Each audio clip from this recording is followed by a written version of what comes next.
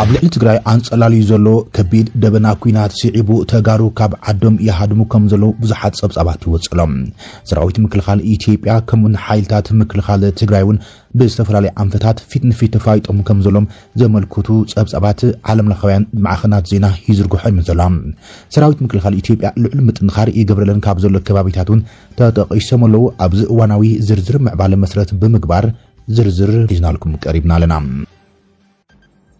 ኢትዮጵያ ሕቶ አፍደገ ባሕራ ንምምላስ ኣብ ሙሉእ ቁመና ከምዘላ ዘመልከት ኣዛዚ ሰራዊት ምክልኻል ኢትዮጵያ ዝተዛረበውን ሒዝና ኣለና ኣብ ከባቢታት ዶባት ኢትዮጵያ ጎረቤት ሃገር ወታደራዊ ኦፕሬሽን ጀሚራ ኤርትራ ነፋሪት መጓዓዝያ ካብ ክላ አይራ ክትወፅእ ከም ዝገበረት ዘመልክት ጸብጻቡን ወጽሎም እታ ካብ ርሑቕ ዝተበገሰት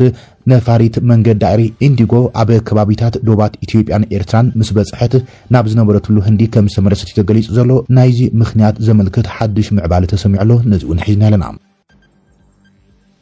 ፕሬዚደንት አሜሪካ ዶናልድ ትራምፕ ካብቲ ምስ ኢራን ዝካየድ ዘሎ ኩናት ናይ ምውፃእ ስትራቴጂ ብግልጽ ክውጅ ብገለ ኣማኽርቱም ጸቕጢ ይግበረሉ ከም ዘሎ ዘመልክት ሚስጥራዊ ዝተባሃለ ሰነድ እውን ወጽሎም እዚ ከምዚ ኢሉ እንከሎ ፕሬዚደንት ትራምፕ ምስ ፕሬዚደንት ሩስያ ቭላድሚር ፑቲን ኣብ ጉዳይ ኩናት ኢራን መሰረት ብምግባር ዘትየመሎ ብቴሌፎን